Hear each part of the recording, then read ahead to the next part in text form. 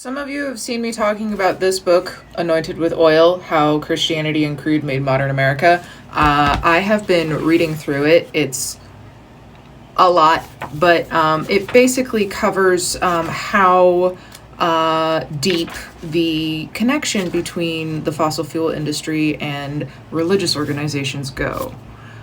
But this book primarily covers early American history, right up to about the early 2000s, which is where this book picks up American Theocracy, The Peril and Politics of Radical Religion, Oil, and Borrowed Money in the 21st Century by Kevin Phillips.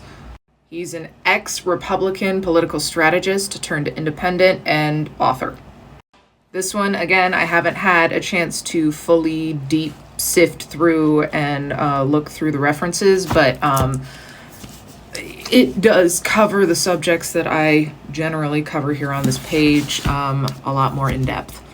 All that being said, Vice News just dropped this article this week, how fracking billionaires Ben Shapiro and PragerU built a climate crisis denial empire. This article explains all the concepts covered by these books, how they're played out today. It is likely that you've never heard of the Wilkes brothers. They come from masonry money, and they founded a hydraulic fracking company. In 2011, they sold 70% interest in that company and became billionaires.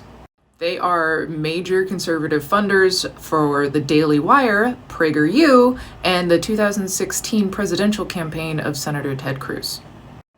But they are also pastors. Yeah. And just a side note, PragerU, short for Prager University, is an American nonprofit advocacy group. They make videos promoting conservative talking points. Despite the name, PragerU is not an academic institution and does not hold classes or grant diplomas. PragerU has presented misleading and sometimes factually incorrect content in its videos, particularly those that downplay climate change, COVID-19, racism, and those that oppose immigration. They also provided funding to start the Daily Wire, a company co-founded by Ben Shapiro. They were also creating infrastructure capable of broadcasting messages denying or dismissing the climate emergency to millions of people. Outside experts now consider the Daily Wire and PragerU to be among the biggest and loudest sources of climate science misinformation on the planet. I've shared the full article and a few more resources on my Twitter.